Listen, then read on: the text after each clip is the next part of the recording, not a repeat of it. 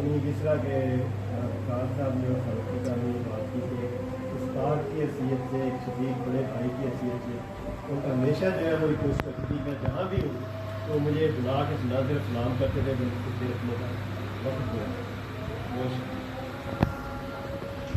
فاروق عادل صاحب بہت پرانے ان کے دوست، ان کے ساتھ بڑی ان کا تعلق تھا، تو میں گزارش کروں گا کہ آپ.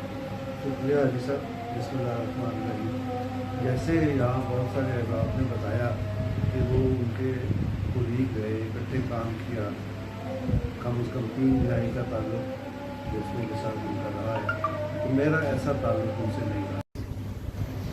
جتنے اچھے سورسز ان کے ڈیفینس بھی کو کور کرتے ہیں، آپ انٹیلیجنس ایجنسیز لگا لیں، آپ ملٹری لگا لیں، آپ پولیٹیکل ہائی اپس لگا لیں، ان کے پاس ایسے ایسے سورسز تھے کہ ہم میری جرنلزم کا بہت بڑا حصہ جو ہے وہ سہیل صاحب پہ ڈپینڈ کرتا تھا. تو جو وار اینڈ ٹیرر 2001 میں شروع ہوئی، مجھے اچھی طرح یاد ہے کہ ہر روز شام کو سہیل صاحب سے گپ لگانی ہے، اس سے کہنا کہ ذرا یہ والی بات تو کنفرم کر کے دیں کہ یہ والا بندہ پکڑا گیا ہے نہیں پکڑا گیا. ان دنوں القاعدہ کے لوگوں کی مین ہنٹ ہو رہی تھی، تو وہ سہیل صاحب میرا بڑا اچھا سوچ ہوتے تھے. بعض ان کی ایسی مجبوریاں تھیں کہ وہ اپنے اخبار میں وہ خبر نہیں دے سکتے تھے، لیکن مجھے وہ خبر دیتے تھے اور میں جناب بڑا ہیرو بنتا تھا. یعنی پہلے بڑی خبر دے دیا. اصل سورس ان خبروں کا سہیل عبد الناصر. تو یہ کچھ باتیں تھیں جو میں آپ لوگوں کو بتانا چاہتا تھا، شاید آپ کے لیے نہ ہوں کہ سہیل صاحب کس طرح کے آدمی تھے اور میرا ان سے کال عوض صاحب کے ساتھ سے نشست ہوتی تھی سہیل عبد الناصر صاحب کی، کیونکہ بائیں جانب بھی بیٹھتے تھے، دائیں جانب درمیان کی والی جو لیب کمپیوٹر ہے ان کے ساتھ ہوتا ہے. زیادہ آپس میں کوئی وقت بڑی بات چیت ہوتی تھی. تو وقار عوض صاحب کو گزارش کروں گا کہ وہ شخصیت کے بارے میں بات کریں. السلام علیکم. سب سے پہلے تو حاجی صاحب آپ کا بہت شکریہ. ویسے ہم سے تو بہت کوتاہی ہوتی ہے، اور حاجی صاحب آپ نے اس روایت کو ماشاء اللہ بڑی سلوکی کے ساتھ قائم رکھا ہوا ہے. آپ کا تعلیم سے جتنے بھی ہمارے سینئر جرنلسٹ جو بھی اکاؤنٹ میں یہی ان کو وقت یاد بھی کرتے ہیں، مجھے یہ کرایا خود کا بھی یہ تمام کرواتے ہیں. تو اللہ تعالیٰ اسی طرح آپ کو قائم قائم رکھے اور اپنی اچھی بارش ہے. سہیل صاحب کے ساتھ تو میرا جس طرح تعلق آپ کے ساتھ تھا ان کا فاروقی صاحب کے ساتھ، خالد جمیل صاحب کا ہمیشہ میں نے ذکر کیا. میرا 12-13 سال میں ان کے ساتھ والی کرسی پہ بیٹھا ہوں، اور مجھے اپنے چھوٹے بھائیوں کی طرح میں نے ہمیشہ ٹریٹ کیا. بہت مثلاً کی انگلی پکڑ کے ہمیں جرنلزم کرنی سکھائی، خبر لکھنی سکھائی. موسم یہ سارے انٹرنی بلکہ آتے جاتے رہے. ہمیشہ ہمارے اوپر تو ان کی بہت شفقت اور مہربانیاں رہی ہیں. اور میں چونکہ خبریں کے ساتھ 2-3 سال کام کیا، تو جو خبریں اخبار کی رپورٹنگ کی اس میں اور نوائے وقت کی جو اسلوب تھا رپورٹنگ کا، وہ اس میں کافی فرق تھا، کافی ڈفرینس تھا. تو ہمیں سہیل صاحب نے خبر لکھنا سکھائی. تو میں جب ہم سہیل صاحب کی خوبیوں کی بات کریں، ان کی صفتوں کی بات کریں، تو خیر ہمارے پاس بات آپ کو بڑھا چڑھا کے بیان نہیں کرتے، اور ہمارے پاس چھوٹی سی خبر آتی تھی اور ایسے اچھلتے کرتے تھے، اور یوں اس کو بڑھا چڑھا کے بیان کرنا اور ڈرامے کرنے کے لیے. وہ اپنا خاموشی سے اپنی خبر کو، بلکہ میں ان کو کہتا تھا سہیل صاحب آپ اس میں اس کو تھوڑا سا اس طرح سے اس میں کلر ڈالیں، کوئی مسالہ ڈالیں، اس کو یوں بنا دیں. وہ کہتے تھے نہیں، جو اس کو اسی طرح جیسی ان کی طبیعت تھی، جیسے ان کا مزاج تھا، وہی ان کے کام میں بھی ریفلیکٹ کرتا تھا کہ ان کے پاس علم بہت زیادہ تھا، دکھاتے وہ کام. ایک ان کے انتقال کے کوئی 2 ہفتے بعد ایک صاحب کا مجھے فون آیا. اب وہ فوج میں بہت سینئر پوزیشن تھی. انہوں نے مجھے فون کیا اور بلکہ میسیجز کیا. ایک دفعہ بات نہیں ہوئی، پھر انہوں نے مجھے میسیج کیا جو میرے پاس ریکارڈ پہ موجود ہے. انہوں نے مجھے کہا کہ سہیل عبد الناصر نے اس ملک پہ ایک ایسا احسان کیا جو شاید میں نے بھی نہیں کیا. میری 35 سال فوج کی سروس ہو گئی ہے، میں نے اس ملک کی اتنی خدمت کی جتنی سہیل صاحب. وہ مجھے تفصیل انہوں نے نہیں بتائی، لیکن جو حب الوطنی सुहेल साहब के अंदर थी वो शायद मेरे अंदर थी। जितनी कमिटमेंट उनकी थी इस मुल्क के साथ वो बहुत बहुत कम लोगों में मैंने देखी। और आखिरी बात ये कि मैं तो एक गुनाहगार आदमी हूँ और बहुत ज़्यादा अपने आप को दीनी नहीं समझता, लेकिन जो थोड़ी बहुत मुझे समझ आई मजहबी मामला, ये मौलवियों वाले मजहब थे, वो सुहेल साहब की गुरबत से। जितनी डीप अंडरस्टैंडिंग सुहेल साहब की थी मजहब के मामले में वो बहुत कम लोगों को थी। और अगेन शायद मुझे नहीं पता आप लोगों को कितना पता है कि सुहेल साहब इतने ज़बरदस्त आदमी थे दीन के मामला में, क्योंकि वो बढ़ा चढ़ा के बयान नहीं करते थे। जो मुतालिया उनका था दीनी कुतुब का, मजहबी हवाले जो उनके पास होते थे वो बहुत कम लोगों को। और प्रोफेशनली उनके जो एक रिपोर्टर के पास होता है ना सोर्स, जितने अच्छे सोर्सेज उनके डिफेंस की बीट वो कवर करते हैं। आप इंटेलिजेंस एजेंसीज लगा लें, आप मिलिट्री लगा लें, आप पॉलिटिकल हाई अप्स लगा लें, उनके पास ऐसे ऐसे सोर्सेज थे कि हम बड़ी दूसरा हमें थोड़ा सा झलक ज़रूर मिल जाती थी। हमारे साथ तो उनका जो दफ्तर का ताल्लुक के साथ साथ हम सवेरे सवेरे जो बच्चों को स्कूल छोड़ने वाले थे फैलोज हैं, तो इस वजह से भी हम बहुत अर्ली मॉर्निंग जब सुबह 7 बजे इकट्ठे हो जाते थे, 7 से 9-10 बजे तक हम सारे इकट्ठे ही होते थे। काफ़ी दोस्त जो बच्चों को स्कूल छोड़ के आते थे, तो हम उनके साथ बहुत ज़्यादा उन्हीं के साथ वक्त गुजारते थे, उन्हीं की महफिल होती थी, उन्हीं की बातें होती थी। तो ये बीमारी जब कोविड आया तो किसी को हमारे तो फेमो गमा में नहीं था कि हमारे इतने अच्छे अच्छे कीमती लोग, इतने अच्छे साथी इस तरीके से रुखसत हो जाएंगे। बीमार हुए तो उन्होंने जिक्र किया तो मुझे, मैं वैसे खदशा था कि मैंने कहा सोच साहब, तो वो टेस्ट नहीं करवा रहे थे। मैंने कहा सोच साहब टेस्ट करवाएं। मैंने तब टीम शीम अरेंज करके उनके घर भेजी, टेस्ट आए, सारे बच्चे पॉजिटिव आ गए, पूरी फैमिली खैर पॉजिटिव आ गई। लेकिन अंदाज़ा नहीं था, बहुत दुख है, यकीन जाने कि हमारे पास तो अल्फाज ही नहीं है कि आज भी उसी तरीके से, उसी तरह ज़िंदा, उसी तरीके से जनाब हमारे दरमियान में मौजूद हैं वो। बस बच्चों को जब भी देखता हूँ, अभी मेरा जनाब कलेजा मुंह को आ गया है। जब ये इनकी तरबियत माशाल्लाह, मैं चूँकि उनके साथ वाली सीट पे होता था, तो जब इनकी कोई तरबियत ट्रेनिंग की बात होती थी या मैं सुनता रहता था जिस तरीके से वो इन्हें गाइड करते थे, जो बच्चों को वर्कअप करके जिस तरीके से वो लेके जाते थे, हमें रश्क आता था कि सोच साहब आप इतने बड़े माशाल्लाह दीने मजाज के बंदे थे और सख्त बात भी इतनी खूबसूरती से करते थे कि अगला बंदा महसूस नहीं कर सकता था। तो सोहेल साहब के लिए जितने भी उनको याद किया जाए इतना कम है, और मेरी दुआ है कि अल्लाह ताला ये बच्चे आगे चल कर उनकी कमी को पूरा इंशाल्लाह करेंगे और हमारे सामने मौजूद रहेंगे, और हम इन बच्चों के अंदर सोहेल साहब की शख्सियत को देखते हैं तो हम दुआ में हुए कि अल्लाह ताला उनके दर्जात से बुलंद करे और इन बच्चों को जो है ना वो हदायत वाला बनाए और उन्हें बहुत आगे लेके जाए। साहब आप के बारे में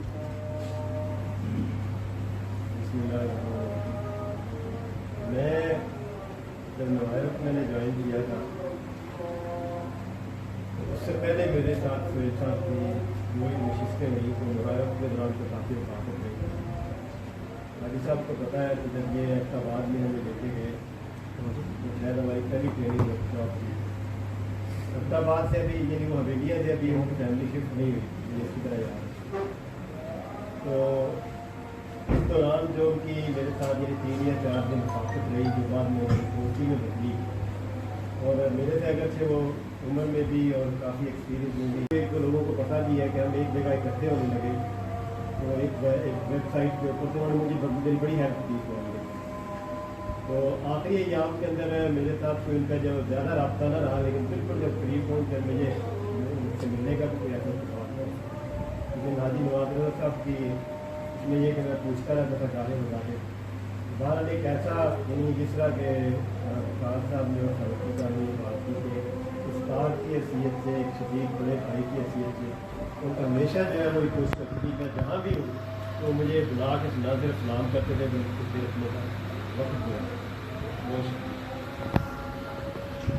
फारूक हाजी साहब बहुत पुराने उनके दोस्त, उनके साथ बड़ी उनका तलक था, तो मैं गुजारिश करूँगा कि आप शुक्रिया हाजी साहब। बिस्मिल्लाहिर्रहमानिर्रहीम। जैसे यहाँ बहुत सारे अहबाब ने बताया कि वो उनके कुलीग गए, इकट्ठे काम किया, कम से कम 3 तिहाई का ताल्लुक दोस्तों के साथ उनका रहा है, तो मेरा ऐसा ताल्लुक उनसे नहीं रहा। और मेरा जो उनसे ताल्लुक जो गहरा हुआ उसकी इब्तदा एक सफ़र से हुई कि 99 में जब कारगिल की जंग हो रही थी तो हम 3 लोग बहास कर थे, मुनासिब थे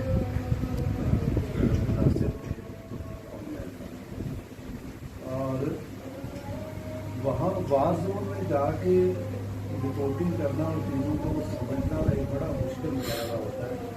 बड़ा मुश्किल होता है कि आप खबर के सोर्स तक पहुँचें और असल लोगों को तलाश करके और उनमें से भी प्रोपेगेंडे को अलहदा करके खबर को आप परख के समझ सकें। वहाँ जाके एहसास हुआ कि हमने और सैयद नासिर में फ़र्क किया। हम तीनों लोग इधर उधर टकरे मारते फिर रहे थे। कारगिल के जो महाल है उससे पहले एक जुल्फ़िकार मोड़ है, इससे आगे यानी वो एरिया यानी आता है कारगिल का जो इंडिया की कंट्रोल थी। तो वहाँ तक हम गए थे और वहाँ ISPR के साथ गए थे और जाहिर है कि ISPR के साथ जाने का मतलब एक ख़ास किस्म की इंफॉर्मेशन हमारे पास होती थी, उससे ज़्यादा कुछ नहीं। लेकिन जैसे ही हम वहाँ स्कर्दू वापस आए और स्कर्दू में चंद रोज़ काम किया तो यदि हैरत अंगेज़ तौर पर बुनियादी सोर्सेज तक पहुँचे और बाद में उनके ज़रिए फिर हमें भी उन लोगों से मुलाकात का मौका मिला और पता चला कि प्रोपेगेंडा ये है, हकीकत ये है। तो वहाँ जैसे ही हम वहाँ स्कर्दू वापस आए और स्कर्दू में चंद रोज़ काम किया तो यदि हैरत अंगेज़ तौर पर बुनियादी सोर्सेज तक पहुँचे और बाद में उनके ज़रिए फिर हमें भी उन लोगों से मुलाकात का मौका मिला और पता चला कि प्रोपेगेंडा ये है, हकीकत ये है। तो वहाँ स्कर्दू में जाके हमें अंदाज़ा हुआ कि जिस जंग के इतने शोरे हैं असल में ये एक बेहुदा जंग थी और हम ये हार चुके। तो ये खबर ये समझ हमें सैयद नासिर के ज़रिए से मिल गया। तो एक तो यानी उनकी जो सहाफ़ती एक्सीलेंस है, एक मिसाल उनकी ये है कि मैं आपको पेश कर रहा हूँ। दूसरे हम एक कमरे में, बड़ा सा कमरा था गेस्ट हाउस का, नाम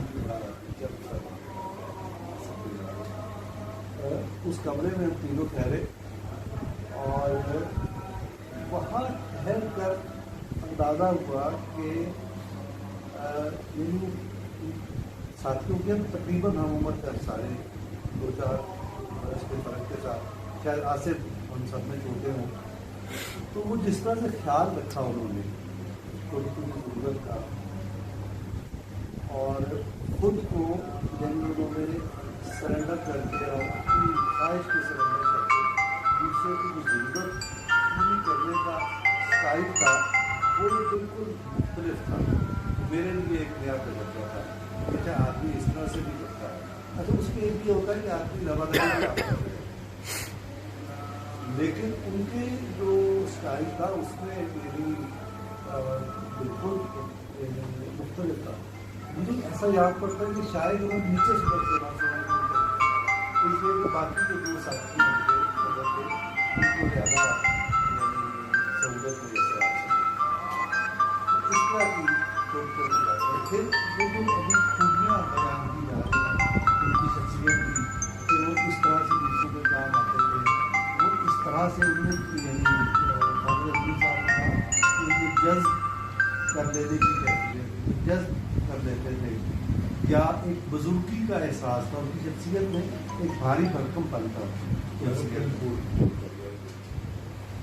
तो वो क्यों था उसका अंदाज़ा यदि मैं आपको बताऊं 2 मकामात पर हुआ। एक था जगह शायद काजी गुंड उस जगह का नाम है और दूसरी सतपाला झील के किनारे। काजी गुंड में क्या हुआ कि जब हम बिहार के साथ जाने का मतलब ایک خاص قسم کی انفارمیشن ہمارے پاس ہوتی تھی، اس سے زیادہ کچھ نہیں تھا. لیکن جیسے ہی ہم وہاں اسکردو واپس آئے اور اسکردو میں چند روز قیام کیا تو یعنی حیرت انگیز طور پر بنیادی سورسز تک پہنچے، اور بعد میں ان کے ذریعے پھر ہمیں بھی ان لوگوں سے ملاقات کا موقع ملا اور پتہ چلا کہ پروپیگنڈا یہ ہے، حقیقت یہ ہے. تو وہاں اسکردو میں جا کے ہمیں اندازہ ہوا کہ جس جنگ کے اتنے شعرے ہیں اصل میں یہ ایک بیہودہ جنگ تھی اور ہم یہ ہار چکے. تو یہ خبر، یہ سمجھ ہمیں سہیل احمد ناصر کے ذریعے سے ملی ہے. تو ایک تو یعنی ان کی صحافتی ایکسیلنس ہے، ایک مثال ان کی یہ ہے کہ میں آپ کو پیش کر رہا ہوں. دوسرے، ہم ایک کمرے میں، بڑا سا کمرہ تھا گیسٹ ہاؤس کا، نام